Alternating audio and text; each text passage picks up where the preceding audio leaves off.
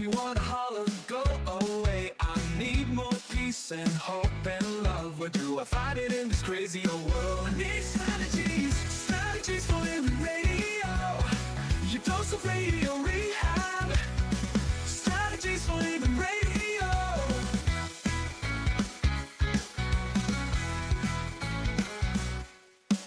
Every time I listen, Lauren and David share strategies for living, and it makes me aware. I've got strategies for living, strategies for living radio. Your dose of radio rehab. Strategies for living radio. Your dose of radio rehab. Strategies for living radio. Oh, we need them. All God's children need strategies. Strategies for living, that is. So are you ready for your daily dose of radio rehab? Well, I've cleansed, and I'm consciously choosing to be here. Okay, well, I know what you're referring to. You're referencing our cleansing from yesterday. Yes. But we have more. So you have more cleansing to do. Absolutely, always. Hey, folks, welcome into another edition of Strategies for Living. I'm Dr. David McMillian. She is psychotherapist, LPC Lauren Leon McMillian. So yesterday, Lauren, we started talking about it, and we mentioned nobody would argue that good hygiene is important. Yes. Even vital. Yeah. To our health. As the word itself implies. Absolutely. But we generally think of, when we say good hygiene, we generally think physically. Right. About the body. And, but actually, good hygiene is the body and the mind and the spirit. Absolutely. Because you pointed out yesterday, we can't separate those three. Well, we like to pretend they're separate in the world we're in, but you cannot actually separate them, right? Exactly. So then there must be this spiritual hygiene, or we could also call it energy hygiene. Right. And we proposed yesterday, I think around 6. We'll recap them today in a moment. But we 6 items, strategies, if you will, that is good spiritual or energy hygiene. But we have more. Absolutely. And so thought it was proper and right to move further today in exploring the strategies on energy hygiene, spiritual hygiene. It's something that I propose we need to do a whole lot more thinking about. It's just as vital as physical hygiene. Folks, thanks for listening. We appreciate you being with us. And we appreciate our sponsors who make Strategies for Living possible.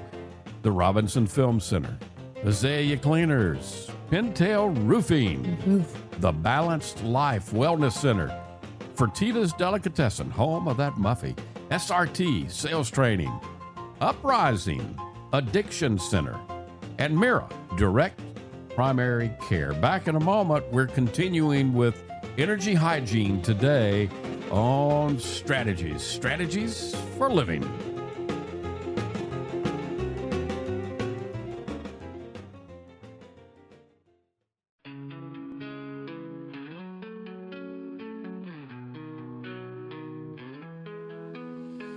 Tune in daily, find the light. Healthy mind and spirits bright. Strategies for living strong. Feel the vibe, it won't go wrong. Body moves and soul aligned. Catch the rhythm, feel the time. Radio rehab every day.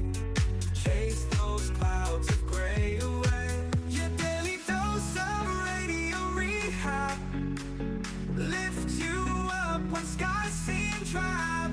Mind and body, spirits free. Living life in harmony. And welcome into Strategies for Living.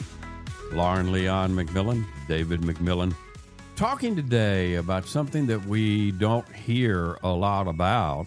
I've done the program for 33 years. I don't think I've ever, to my memory anyway, Yeah. have never done anything on spiritual hygiene Well, or energy hygiene, if you will. well, I think that's interesting, right? As the show grows, and I bet it's interesting for you to look back to kind of is. see the evolution of not just yourself in the show, but it kind of, I would imagine it reflects in some way the evolution and growth of the collective, because I think on some level when you So you when think we when you we think choose, we are growing? You think that the collective, when you say the collective, you mean Yes. all of us? right, yeah, You think we are progressing? Because some people would argue with you that looking at the world today, they would say, "Oh, all you got to do is observe. We're we're regressing, or what's wrong with you, girl? Can't you devolution. see?"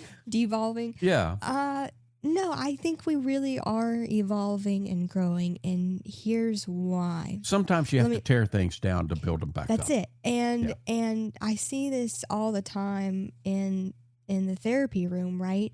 So many times, and we often have to warn clients, right? Right. It often, we have to stir up some old stuff that Yep. might be hard to confront, Yep. that might make you feel worse, perhaps, For a little while. Yeah. before it gets better. Yep. And I think what we're seeing on a collective level is that same sort of healing process where we can't change what we're not aware of. Yeah. And so all the things that we are unaware of are coming to the surface for our evolution, for our deciding to grow. And okay, well, wow, this has been here for a long time and we haven't really looked at it. Right. And it's not a pretty or comfortable thing to look at. But we need But to. it's important Yeah. because we now have a conscious decision. We now have the empowerment to say, is this something we want to continue?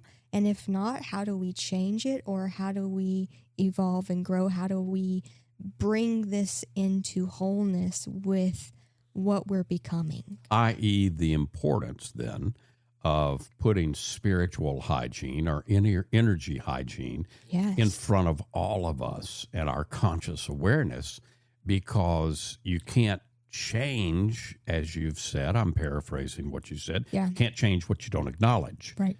And so yesterday we talked about 6 or so strategies.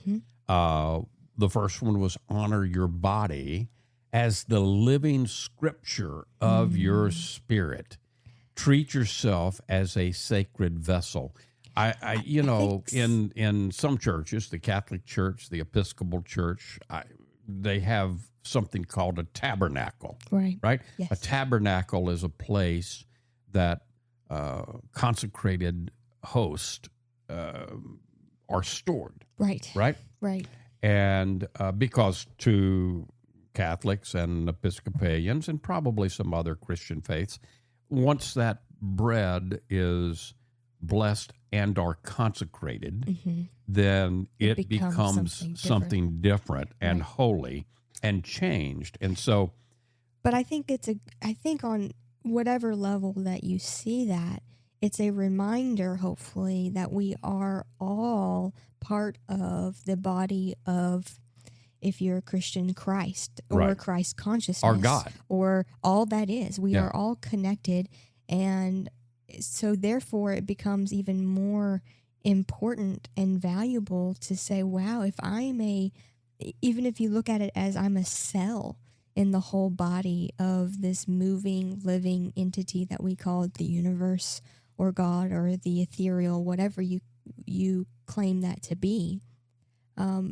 you recognize that this body, this physical body, is an incredibly sacred it's a vessel and tabernacle. experience. It's a tabernacle of the living scripture. That's just another way, the living scripture of your soul, which says your soul is holy and a part of God. And our bodies allow for this incredibly unique experience for all that is. For us to interact with have. the world and with this crazy place we call Earth. Right. And I think on some level, our experiences that we create in the body it's that is truly our gift to all that is. Absolutely. Because whatever you can experience with your unique combination of mind, body, and soul, I cannot recreate. Right. And so you and your experiences hold something sacred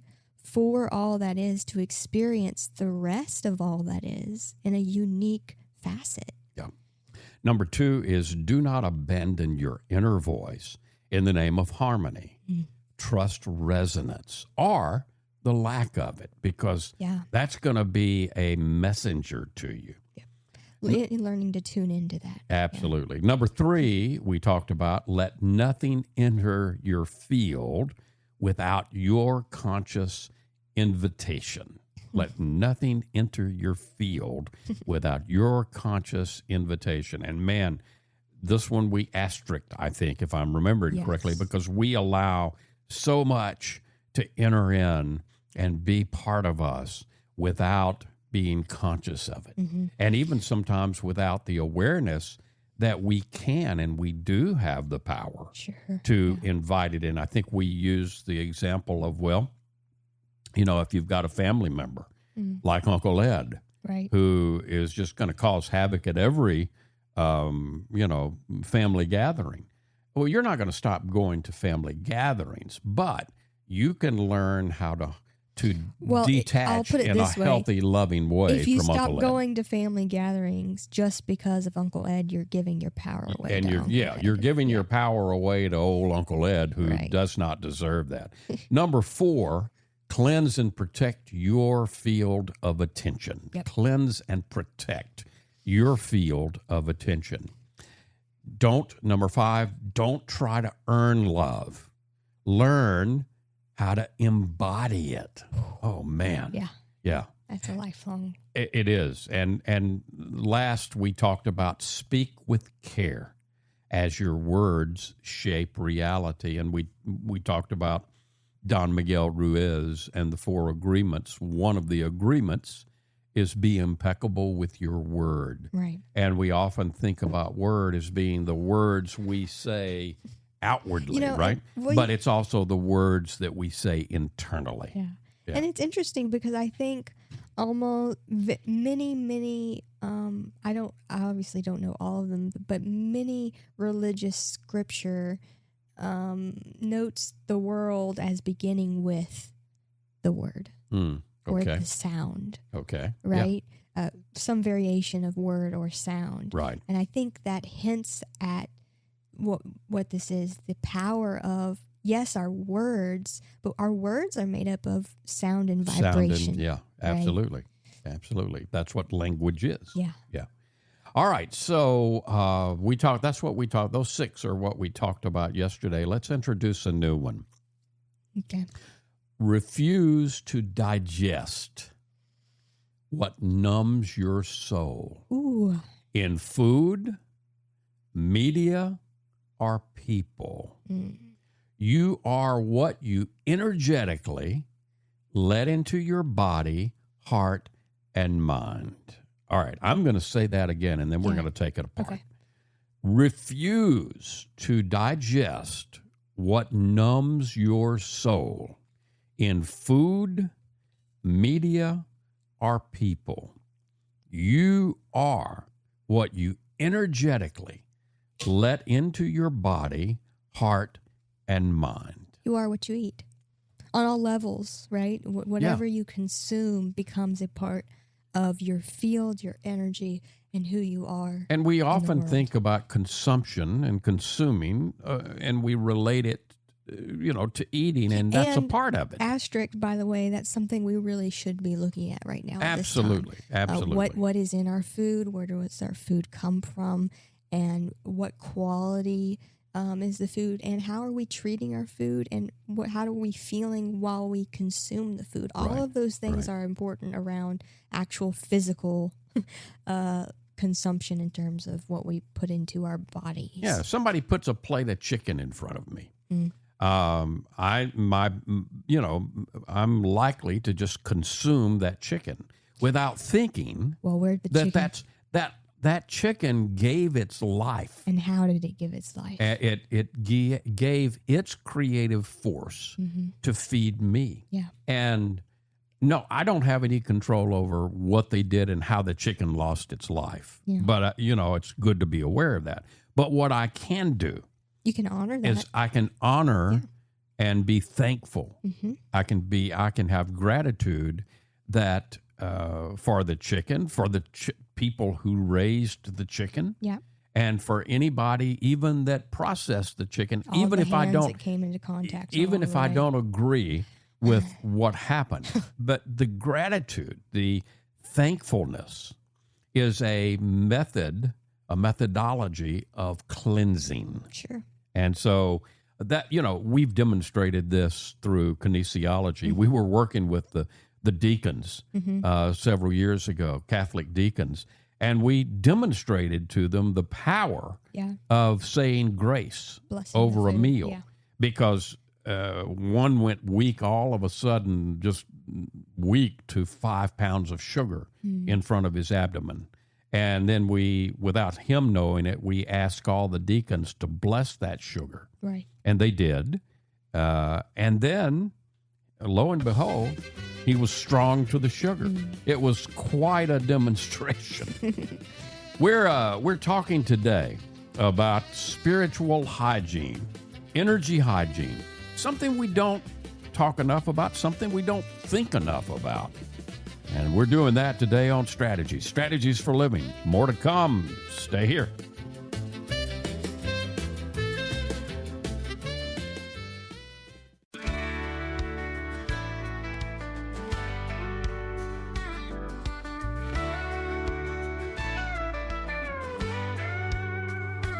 Facing the same old problems day to day makes you wanna holler, get away. Looking for the road that'll get me there, looking for hope and peace to spare. Looking for strategies. Strategies for living radio. Your dose of radio rehab strategies. And welcome back. Welcome back into Strategies for Living. Leon McMillian, David McMillian, talking about energy hygiene today, spiritual hygiene, if you will.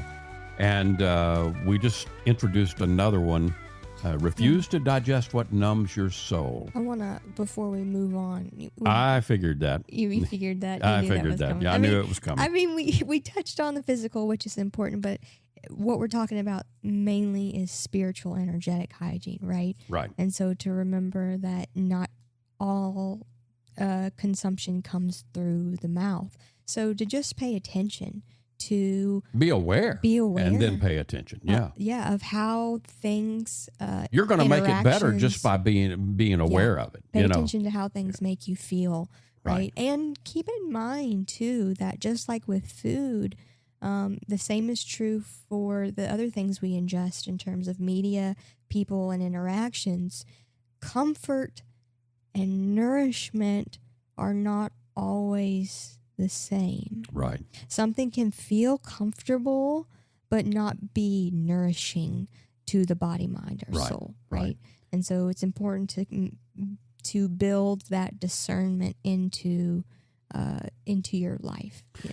The next spiritual hygiene point is to protect your mornings like sacred ground. Yep. All right. Now, of course, morning is relative because if you work at night, and then your morning might be 11 p.m. The first moments of your day. Right. The first hour, transitioning. the first hour and a half, the transitioning from what we call sleep to what we call waking. Unconscious to conscious, yeah.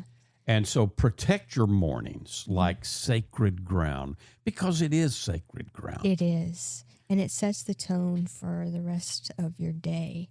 I know someone who frequently will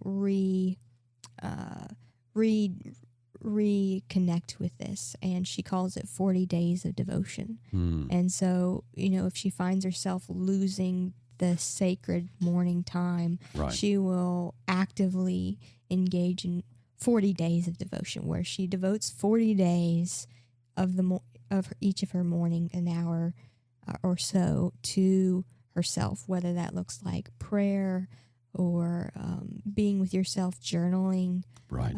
whatever it is, phoneless, right? Right. And especially if you can get that first morning light, we know that's physically helpful, Yeah. right? Yeah.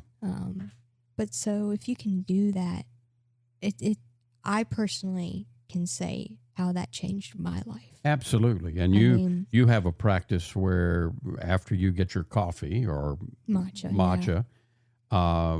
you do some journaling every single morning. You're Yes. very good about sticking with it. Yeah, and on the days that I accidentally pick up my phone because there's something on it, I notice the difference for the rest of the day. Yeah. Right. And so it's just about checking in with yourself and reminding yourself, okay, I can do whatever it is the rest of the day, but I'm going to devote these first few mornings to myself with a capital S, Yeah. right? Whatever that connection looks like for you, whether that's with nature or with a spiritual practice or a religious practice, whatever it is that brings you fully into the presence of the present moment, and recenters yourself in gratitude and intention for the day. Several years ago here on Strategies, I had the honor of interviewing Julia Cameron, who Yes, the artist's way. The Artist Way. And the Artist Way has been around for a long time, and it's fantastic. It's fantastic work. But I specifically interviewed Julia when she came out with her deal. I guess I need to give a little background here because her deal is every morning you start with 4 pages, and she has a name for it. I forget It's just morning pages. Morning I think. pages, Yeah. I think she calls it. Yeah. But anyway, she noticed over teaching her classes that people who did the morning pages over time lost weight. Yep. And so she wrote a book, and I was interviewing her about that book, and she said, she got curious about it after several classes, and she noted that people were losing weight. The class lasted over weeks and weeks. Sure. So she was able to Monitor the monitor changes. and see that. But that's fascinating, if you will, and I think underscores what we're talking connection. about today. Yeah. The importance of being aware of the energy and our energy hygiene. I would say that, and Julia Cameron would agree with us, that if journaling can be a part of your spiritual hygiene. Oh, majorly. And you encourage, I know, in the morning, but you can do it anytime. Yeah. I mean, and so does Julia encourages in the morning. She calls them morning pages. But anytime. I particularly like the morning because with the intention that I set out, which is to speak with my guides and those between realms, as I'm waking is an easy access for me because I'm coming in between realms already. I'm already in between. You're not totally states. into the world consciousness. Right, I'm not into, that makes sense. into the beta brainwave state yet. Right. You're You're coming still out of theta. You're coming out of theta. You may have a little alpha going on in there. Yeah, right. And so we all know alpha theta, which are the slower brain waves, induce the brain, invite the brain and the mind into the hypnotic flow state. Right. And so if you can achieve that, that's a prime space. So i.e. Protect your mornings like sacred ground, because they are. Yeah. They are sacred ground. Yeah. And of course, if you have a different sleep schedule, your mornings for you might be, I mean, even if you just wherever. take it from the stance of we don't really, there's no agreement per se about where we quote unquote go when we sleep. Yeah. But the idea that you return to your body, your same life over and over again, and that we have another day in this life, in this body, on this experience in life as we were given it. Just that, acknowledging the gratitude for another opportunity for this experience and to give to each other what we can. Yeah. So next is never make a choice from fear or haste. Never make a choice from fear or haste.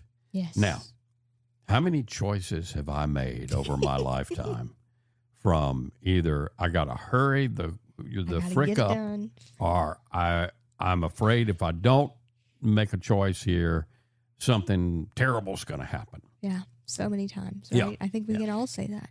Well, I think it's what the world invites. Because you pointed out yesterday, we are way more human doings than we are human beings. And the truth of the matter is, fear's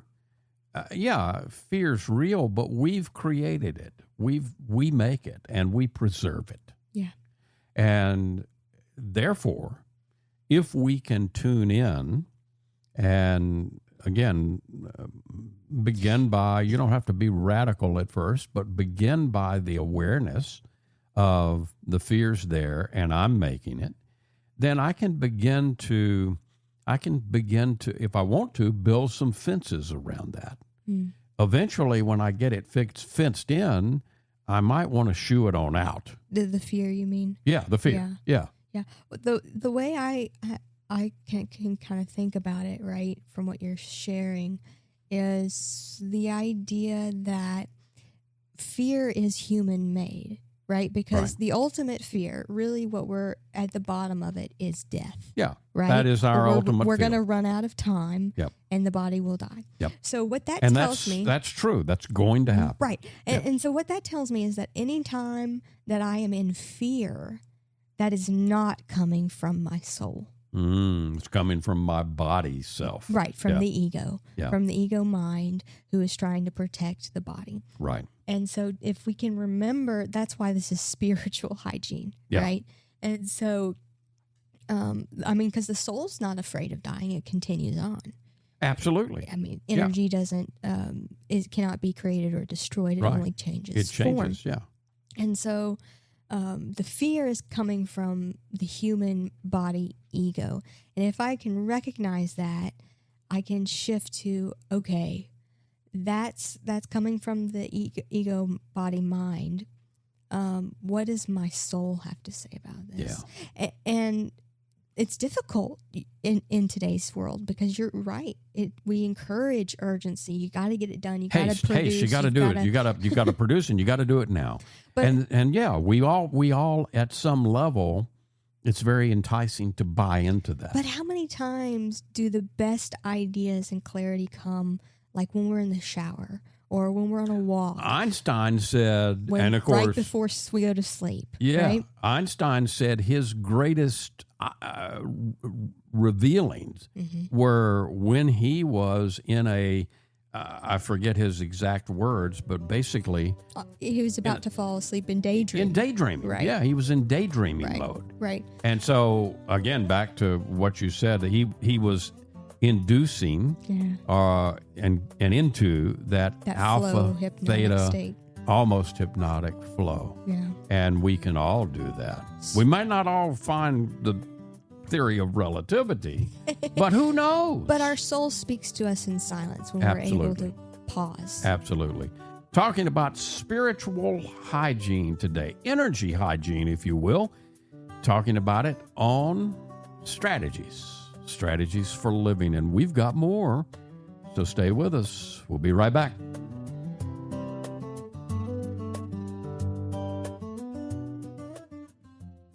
We all have have problems every day. We all need help along the way. We need strategies, strategies, strategies for living radio. And welcome back in to Strategies for Living Radio, where you'll often find Lauren Leon McMillian hanging out, David McMillian. We're doing that today, and we're glad you're here hanging out with us. We always try to stretch our minds here on Strategies for a Living. We're stretching today because we're talking about spiritual hygiene, energy hygiene, and it's not something that you hear a lot of talk about. So a little bit provocative, if you will. All right, so keep your agreements, especially the ones you make with your soul.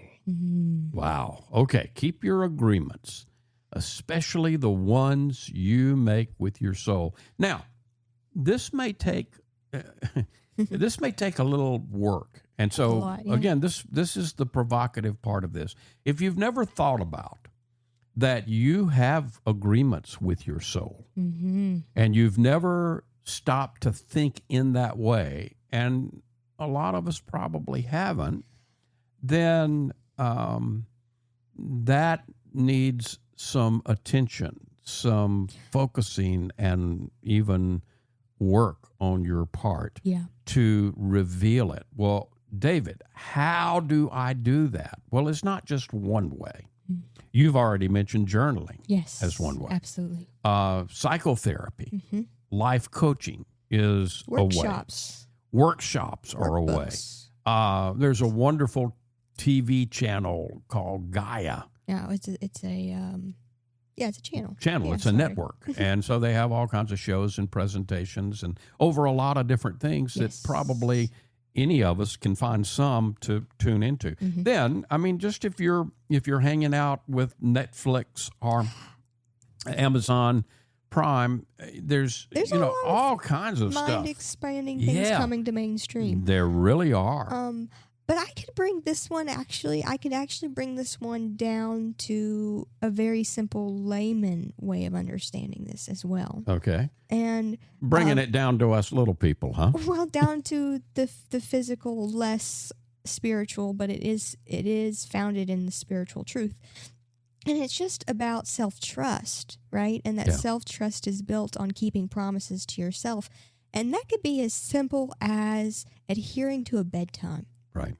All right. So, I think so. But now the question is, how do I find out? I'm going to self-disclose here a little bit. Okay. How you found now you're talking about how you find out about the agreements you made with your soul. How do I find out the agreements I've made with my soul? Okay. Well, let me step back and take a look at my life. And I'm not necessarily just really happy about this because I spent a lot of years as a marriage and family therapist. But I've had struggle in relationships, in my own personal relationships. Well, I think that's why. And so if I step back and I'm honest with myself and everybody else, which I'm being right now, I have to look at the common denominator of all of those was me. Right. Therefore, that's an agreement that I probably had and have with my soul to learn lessons around relationships. Yes. Does that make sense? Absolutely. And I love the way you're putting it because I think that's important for people to realize. I think we have sort of themes that run through our lives of lessons that we come here that, perhaps before we incarnated, we made agreements in the soul level to learn and to work on. Right. And of course, through birth, we forget them. We forgot them. So it takes the work. It takes the attention, the focusing on it. I think for some people, it's relationships. For many people, there's a theme of trust. Right. To be worked out. For some, power. Yeah. For some, love. Yep. So all joy, allowing joy. And you really have to kind of do your own thing, do your own work. Yeah. But there are guides available to you. Again, psychotherapists. And it's helpful to back up and to put it into those broad themes rather than to focus on the specific problem. Absolutely. Right? Absolutely. And that's the agreement you made with your soul. Right. Are the lessons Yeah. and the experiences to be had. Let go of what once nourished you if it now distorts you. Evolution requires release. Yep. Let me read this one again. That's a good one. Let go of what once nourished you if it now distorts you. Evolution requires release. All right, I think of my high school years fondly. Mm-hmm. You went to my 50th high school reunion. You met some of the characters. Yes, that I did. were That helped around to me, create and you. it helped. Yeah, and I will always cherish those times. They were important times. But if I try to go back there, if I try to cling to it, to not let go of it, in other words, release it, then I am. You're blocking yourself blocking my own from the ability present. to grow and to evolve. Yeah. That's the hardest thing, I think, about grieving and letting go. That's and living. That's the living. purpose of grieving, is to be able to release and let go. We have to let go of the things that can be quote unquote easy, which are the things that harm us and hurt us. But we also have to grieve and let go of the things that grew us and once nourished us and became a part of us. And, I can honor my school. It's Loyola today, but when I went there, it was Jesuit. Right. I can honor that. I can honor that was important for me. But again, if somebody said, okay, here, magic wand, I'll put you back there. No, I don't want to do that. Right. Yeah. And within that, encapsulated in that, is the idea that you can honor the 16-year-old David. Absolutely. Right? You can honor the 6-year-old in you, Right. Who helped to bring you along. And, Yeah. and you can honor all of the people you once were. Sometimes I'd like to go back to that 16-year-old knowing what I know today. I'd be dangerous. Anyway, that's another show. Last but not least, end every day in truth, not distraction. End every day in truth, not distraction. Okay, so we had one earlier about the morning. Yeah. Now we're putting the cap on it. So this is good, and I needed to hear this because I needed to be reminded of it. But the question I might pose for all of us is, you're about to go unconscious for hopefully 6 to 8 hours. Yeah, if you're getting healthily. good sleep. Yeah. So what is it that you want to marinate in? There you go. And For those too many of hours. us who aren't aware of it go to sleep in some form of anxiety. Or anger or bitterness. Or bitterness. Or we're worried about something or something. Is that what you want to spend those hours marinating? How can you let go of that at the end of your day, clear that, if you will, and say, okay, I can pick that up again tomorrow when it's important. Right. Spiritual hygiene, energy hygiene, such an important concept that we just don't do a lot of thinking about. And so if we don't think about it, we're not aware of it. So there you go. Now we're all a little more aware of it, hopefully. And we'll do more on this as time goes on. I like it. Here on Strategies for Living. We'll be right back.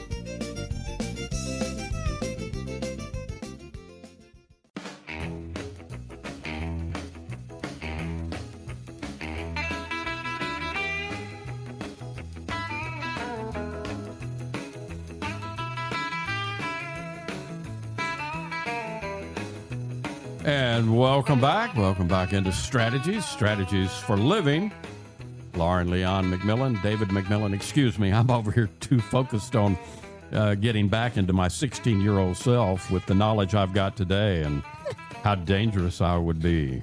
There's a reason for everything. And that 16-year-old still lives within you. Yeah. It's alive and well. Not, I see him every now and then. Yeah, not quite the same, though. Okay, my favorite time of day. You got a minute. You're the professional in the room. How do you, what do you take away from what we've talked about today with spiritual energy hygiene? Well, it strikes me that this idea of spiritual hygiene isn't about becoming perfect. The idea that it's hygiene at all kind of implies that we're going to get dirty, right? Yeah. And so to remember that we are humans in spirit, and so we're going to get dirty. But if you can begin to, if one of these clicked with you, just to implement one of them, it's a daily practice of cleaning and cleansing, just like brushing your teeth or washing your hands or your hair. And I hope a number of people who have listened to this and are listening will do that. But even if just you tune in, even if you become aware of this, then, I would say, okay, you've made progress. Absolutely. And by the way, real quickly, if you missed some of these and you want to hear them again, or if you want to hear the previous part, the first part of the it. first part, we're in podcast. Right. So all you got to do is go wherever you get podcasts, put in strategies for living, and subscribe. It's free, doesn't cost you a thing. Folks, thank you. Thank you for tuning in to Strategies for Living. We appreciate you being here with us, and we appreciate our sponsors who make it all possible. The Robinson Film Center, Azalea Cleaners, Pintail Roofing, Oof, oof. The Balanced Life Wellness Center, Fertitas Delicatessen, home of the Muffy, SRT Sales Training, Uprising Addiction Center, and Mira Direct Primary Care. If today were the last day of your life, you only had one more phone call that you could make, who is it that you'd call? And what is it that you'd say? And why are you waiting? Make the call. For Lauren Leon McMillian, I'm David McMillian. See you next time on Strategies for Living.